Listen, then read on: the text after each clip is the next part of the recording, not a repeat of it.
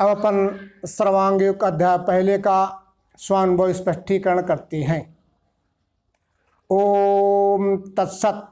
भगवान श्री मायानंद चैतन्य प्रणीत सर्वांगयोग अध्याय पहला। पहले इतने का अपन स्पष्टीकरण करते हैं, इसको समझ लेते हैं। ओम तत्सत ऐसा उच्चार करके या रचित करके भगवान श्री मायाचंद ने सर्वांगयोग की रचना क्यों प्रारंभ की? इसका हेतु यही है कि ओम तत्सत से विश्वरूप परमात्मा का स्मरण ध्यान होता है।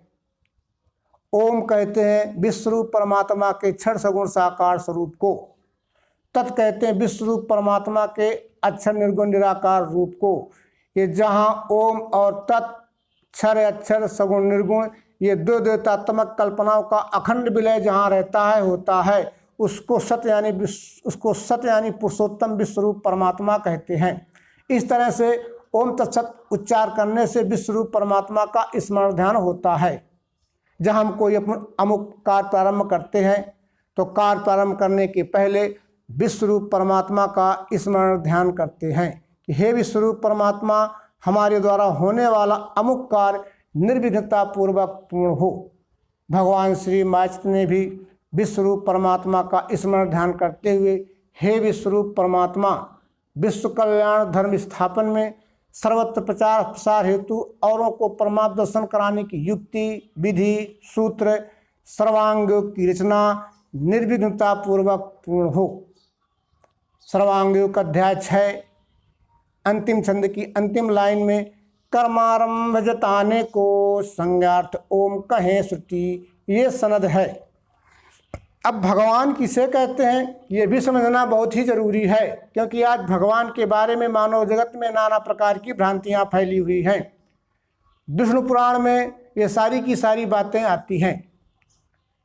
जिस पिंडभूत शरीरधारी मनुष्य विशेष भूति में 6 गुण 6 ऐश्वर्य 6 शक्तियाँ 6 कलाएँ ज्ञान दृष्टि से और 6 भग 6 ऐश्वर्य 6 शक्तियाँ कर्म दृष्टि से होती हैं, जो धारण करता है उसको भगवान कहते हैं।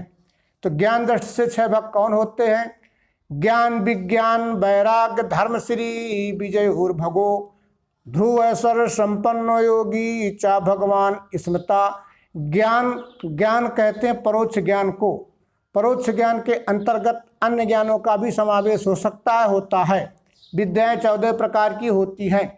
ब्रह्म ज्ञानम रस ज्ञानम वेदम स्वधर्म तथा व्याकरणम ज्योतिषम चयु धनुर्विद्या तथा मता जलोत्तरण कन्याया कोकाश अश्रोणिता नट विद्या कसर वैद्यम विद्या होते 14। ब्रह्म ज्ञानम यानी विश्वरूप परमात्मा का प्रत्यक्ष दर्शन कराने वाला बोध, जिसको दिव्य दृष्टि दिव्य चक्षु विज्ञान योग समत्व योग बुद्धि योग डिवाइन साइंस भी कहते हैं। रस ज्ञानम 6 शास्त्रों का ज्ञान। पूर्व मीमांसा जैमिनी ऋषि, वैशेषिक मीमांसा कणाद ऋषि, न्याय मीमांसा गौतम ऋषि, सांख्य शास्त्र कपिल जी, योग मीमांसा पातंजलि जी, उत्तर मीमांसा वेदांत दर्शन सूत्र रचयिता महामुनि व्यास जी हैं। वेदम 4 श्रुतियों का ज्ञान। सामवेद ऋग्वेद अथर्ववेद यजुर्वेद रचयिता ब्रह्मदेव अथर्व यजुर्वेद ऋषि हैं। स्वधर्म शरीर स्वस्थ निरोगी रखने के लिए अनुलोम विलोम कपालभाति प्राणायाम आदि इन सब आसनों का ज्ञान। व्याकरण भाषा का शुद्ध उच्चारण व्याकरण से होता है। भाषा का प्राण व्याकरण है, तो व्याकरण का ज्ञान। ज्योतिष शास्त्र का ज्ञान। ज्योतिष शास्त्र के अंतर्गत खगोलीय विद्या का ज्ञान होता है। ग्रह नक्षत्रों की स्थिति गति, एक राशि में आना एक राशि से पृथक होना, सूर्य ग्रहण चंद्र ग्रहण आदि इन सब का ज्ञान रचयिता महर्षि भृगु जी हैं। धनुर्विद्या उस समय अपनी रक्षा के लिए, देश की सीमाओं की रक्षा के लिए मारक संहारक हथियारों के रूप में जो धनुष बाण रहे होंगे उन सबके चलाने का ज्ञान। आज जो भी अपनी रक्षा के लिए देश की सीमाओं की रक्षा के लिए मारक संहारक हथियार उन सबके चलाने का ज्ञान। जल में तैरने की विद्या, न्याय करने की विद्या, न्याय शास्त्र का ज्ञान, संतान उत्पत्ति का ज्ञान को यानी संतान उत्पत्ति का ज्ञान। अश्रोणिता उस समय आने जाने के साधन के रूप में घोड़े रहे होंगे। तो घुड़सवारी का ज्ञान आज जो आने जाने के साधन के रूप में मोटरसाइकिलें हैं, कारें हैं, हवाई जहाज हैं, ट्रेनें हैं आदि, इन सब के चलाने का ज्ञान। नट विद्या गुप्त से गुप्त भेद की जानकारी कर लेने का ज्ञान, जिसको इंटेलिजेंस विभाग या खुफिया विभाग कहते हैं। कृषि विज्ञान खेती किसानी करने का ज्ञान। वैदक यानी नाना प्रकार के रोगों को दूर करने के लिए डॉक्टरी का ज्ञान, औषधि ज्ञान, जिसको वैदक शास्त्र कहते हैं। विज्ञान कहते ही हैं अप्रोक्ष अनुभव को, जो पहली विद्या है 14 विद्याओं में, विश्वरूप परमात्मा का प्रत्यक्ष दर्शन कराने वाला योग बोध, जिसको विज्ञान कहते हैं। धर्म विज्ञान, ज्ञान विज्ञान वैराग कहते हैं त्रिगुणातीत पुरुष को, जिसने 3 गुणों के विकार काम क्रोध लोभ को जीत लिया है, निष्काम भाव से विश्वरूप परमात्मा की सेवा करता है, राग आसक्ति से परे होकर के, उसको वैराग या वैरागी कहते हैं। ये प्रश्न भैया लक्ष्मण ने भगवान श्री राम से अरण्यकांड दोहा नंबर 13 के नीचे 8वीं चौपाई में बात आई है। भैया लक्ष्मण ने 6 प्रश्न किए भगवान श्री राम से, उसमें एक प्रश्न ये भी है, कहु ज्ञान विराग और माया, कहु ज्ञान विराग और माया, कहु सो भगत करो जय दाया। बैराग क्या है, बैरागी किसे कहते हैं, मेरे को समझा दीजिए। अब भगवान श्री राम ने इसका उत्तर आगे 14 दोहा के नीचे की 8वीं चौपाई में दिया है, इसको अपन को समझना है। कही तात सो परम विरागी, तृण संसिद्ध 3 गुण त्यागी। तात कहते हैं प्रिय को, मेहमान कहते हैं प्रेमी को। प्रिय लक्ष्मण, बैराग या बैरागी उसे कहते हैं जिसने 3 गुणों को तिनके के समान सिद्ध कर लिया है, यानी 3 गुणों के विकार जो काम क्रोध लोभ है इनको जीत लिया है और अनासक्त भाव से विश्वरूप परमात्मा की सेवा करता है, उसका नाम बैराग या बैरागी है। यही बात अर्जुन ने भगवान श्री कृष्ण से पूछी है। गीता अध्याय 14 21 नंबर श्लोक में प्रश्न किया है अर्जुन ने, प्रभो 3 गुणों के वो परे है पहचान क्या। प्रभो 3 गुणों के ये परे है पहचान क्या, आचार उसके क्या है कैसे गुण त्यागे कहो। त्रिगुणातीत पुरुष के हमें लक्षण बता दीजिए, बैरागी के लक्षण बता दीजिए, हम इसकी कैसे जान पहचान करें। अब भगवान श्री कृष्ण ने उत्तर दिया 22 नंबर दोहे से, तो इसको विचार करना, वास्तव में इसको अंतःकरण में धारण करना और चलना है। ज्ञानावस्था क्रियावस्था पार्थ ज्ञान की स्थिति, प्राप्त होवे चली जावे त्याग इच्छा करे नहीं। रहे जैसे उदासीन गुणों में बीनता नहीं, कर्मों के गुण करता है जान के शांति में रहे। सुख दुख सस्त सोना मिट्टी समान ये, तुल निंदा स्थिति धीर तुल माने भला बुरा। सत्य मित्र से तुल सम्मानापमान है, फले इच्छाएं मिट्टी सारी गुणातीत उसे कहा। अभेद भाव से जो मेरी सेवा प्रेम से करे, जीत लेवे गुणों को मिलता है ब्रह्म भाव में। धर्म अपने से दिखने वाला ये विश्व का रूप ही विश्वरूप परमात्मा है, खुदा है, गॉड है, वाहेगुरु सतनाम है, ये निश्चय अंतःकरण में धारण करता है और मानव मात्र को धारण कराता है। श्री फैले हुए ज्ञान भ्रम को दूर करने के लिए ज्ञान विज्ञान का प्रचार प्रसार आचरण रूपी तप को श्री कहते हैं। विजय धर्म की स्थापना में शास्त्र और शस्त्र दोनों का प्रयोग करता है। ज्ञान विज्ञान का उपदेश देकर के संशय भ्रम को दूर करके धर्म का दर्शन यानी विश्वरूप परमात्मा का दर्शन कराता है। जब लोग नहीं मानते हैं तो दमनात्मक कार्रवाई करते हथियार भी उठाता है और धर्म की स्थापना कर देता है। उसको कोई पराजित नहीं कर सकता है। लेकिन ऊपर के जो 5 भाग हैं वो संतों में होते हैं। 6वां भाग विजय न होने के कारण संतों में संत धर्म की स्थापना नहीं कर पाते। अब कर्म दृष्टि से 6 भाग होते हैं। उत्पत्तिम प्रलयम चा भूता नाम गतिम गतिम, वेद विद्याम विद्या चा सुवाच्यो भगवान की। अखिल विश्व ब्रह्मांड की उत्पत्ति और लय की क्रिया शक्ति को जानता है। भूतानाम गतिम गतिम, 5 महाभूतों की गति और अगति को जानता है, जड़ शक्ति को जानता है। विद्या और विद्या इस इच्छा शक्ति को जानता है। इस तरह से त्रिविध शक्तियों के 6 स्वरूपों को जानने वाला भगवान है। इस तरह से 6 भाग ज्ञान दृष्टि से, 6 भाग कर्म दृष्टि से जो धारण करता है उसको भगवान कहते हैं। कृतिवास रामायण में भी भगवान की पहचान कराई गई है। श्री विजय सर्वयरु धर्म ज्ञान विज्ञान, ये खड़भग की खानी जो ताई कहत भगवान। गुरु नानक देव ने भी भगवान की पहचान कराई है।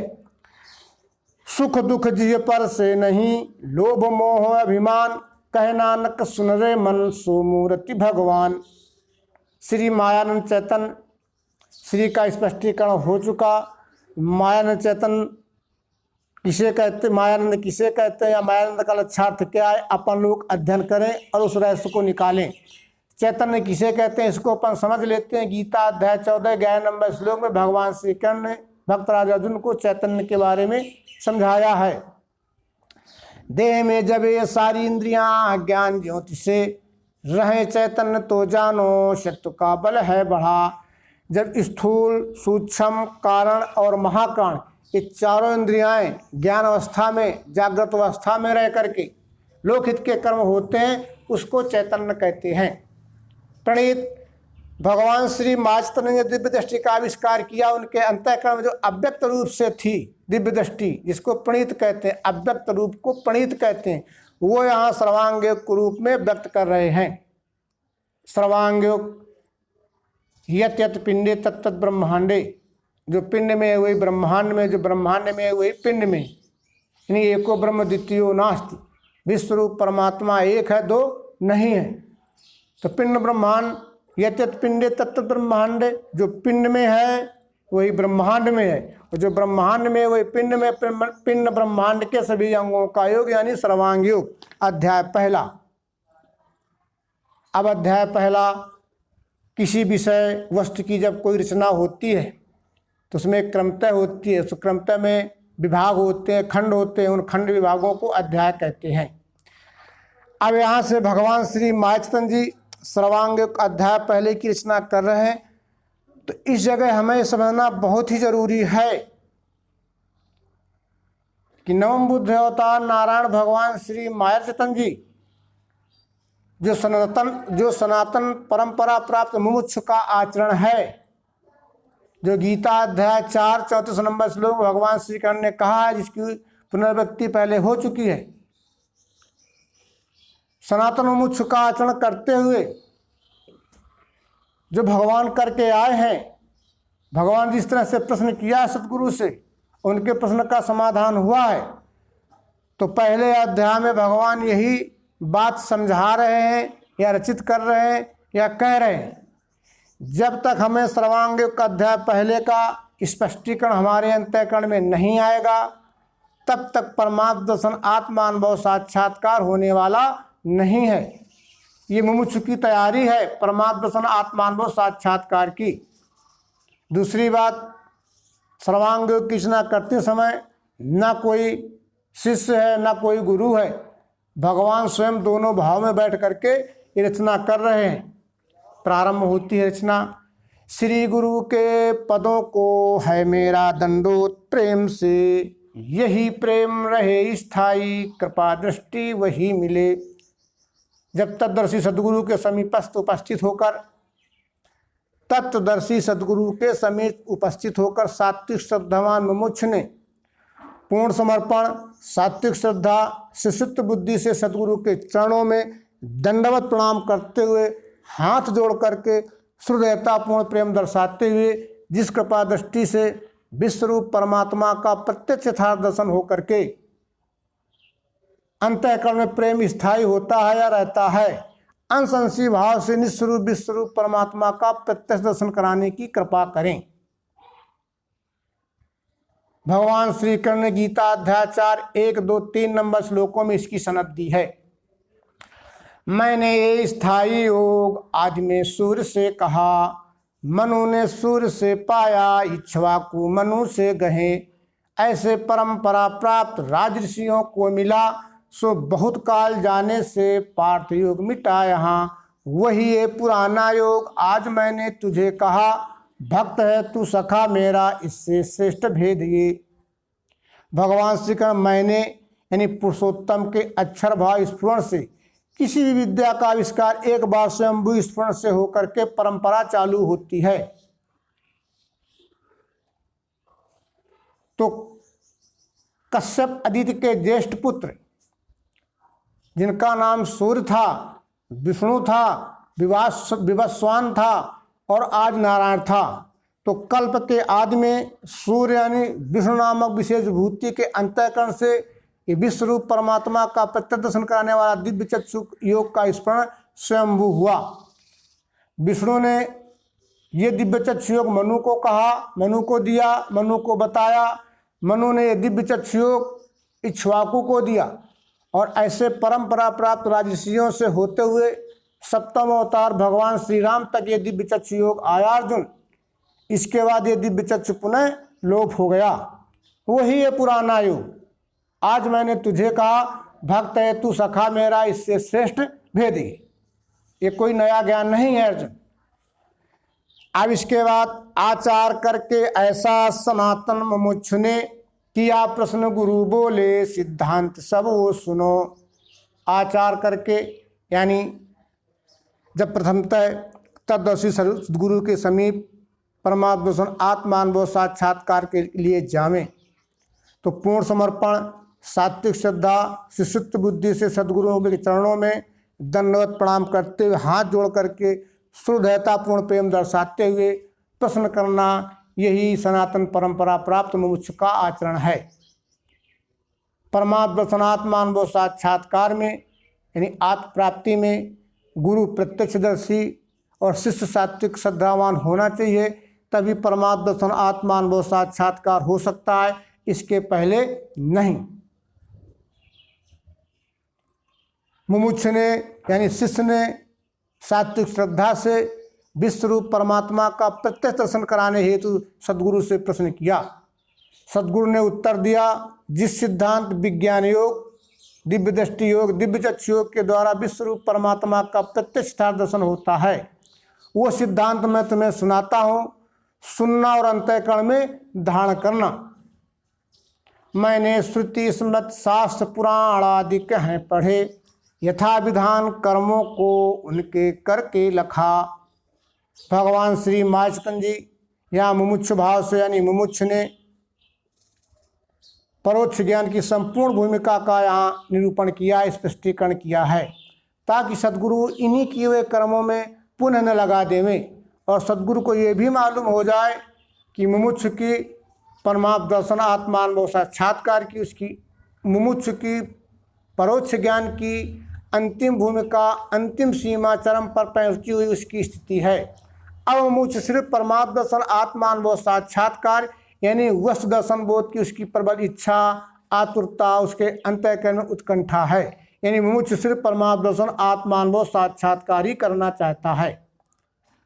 चारों श्रुतियों को सामवेद, ऋग्वेद, अथर्ववेद, यजुर्वेद, 6 दर्शन शास्त्र, पूर्व मीमांसा, वैशेषिक मीमांसा, न्याय मीमांसा, योग मीमांसा, उत्तर मीमांसा, सभी स्मृतियाँ, सभी 18-19 पुराण, भागवत महापुराण, वायु पुराण, भविष्य पुराण, मार्कांडेय पुराण, गरुड़ पुराण, देवी पुराण, मत्स्य कूर्म 12, नरसिंह वामन पुराण, विष्णु पुराण, रुद्र पुराण, ब्रह्म पुराण, आज सभी पुराणों को पढ़ा, आज सब धर्म ग्रंथों को पढ़ा, लेकिन पढ़ने से और उनमें जो विश्वरूप परमात्मा के दर्शन के बारे में क्रियात्मक कर्मों को करने के लिए कहा गया, उनको करने से तो भी चंचलता मेरे मन की मिटती नहीं, समाधान नहीं स्थायी, वो कैसे मुझको मिले। श्रुतियों को, स्मृतियों को, शास्त्रों को, पुराणों को, आज सभी धर्मग्रंथों को पढ़ा और पढ़ने के बाद उन क्रियात्मक कर्मों को किया, लेकिन क्रियात्मक कर्मों को करने से परमात्मा दर्शन आत्मानुभव साक्षात्कार न होने से मेरे मन की चंचलता यानी मेरे मन का स्थायी समाधान नहीं हुआ। मेरे मन की चंचलता, मेरे मन का राग द्वेष भ्रम निरसन कैसे हो, मेरे मन को स्थायी शांति कैसे मिले, वो कराने की कृपा करें। कहें तत्श्रुति वो क्या है तुम रहता कहाँ, अस कहा जिसे वो क्या ध्यान में बैठता नहीं। यहाँ भगवान श्री मायाचतन जी मुमुक्षु भाव से वेदों में यानी श्रुतियों में जो तत्त्वमसि ये महामंत्र महावाक्य आया है उसमें तत् क्या है, त्वम क्या है, कहाँ रहता है, अस नाम से किस वस्तु का दर्शन युक्त लक्ष्य बोध होकर के ध्यान में आता है।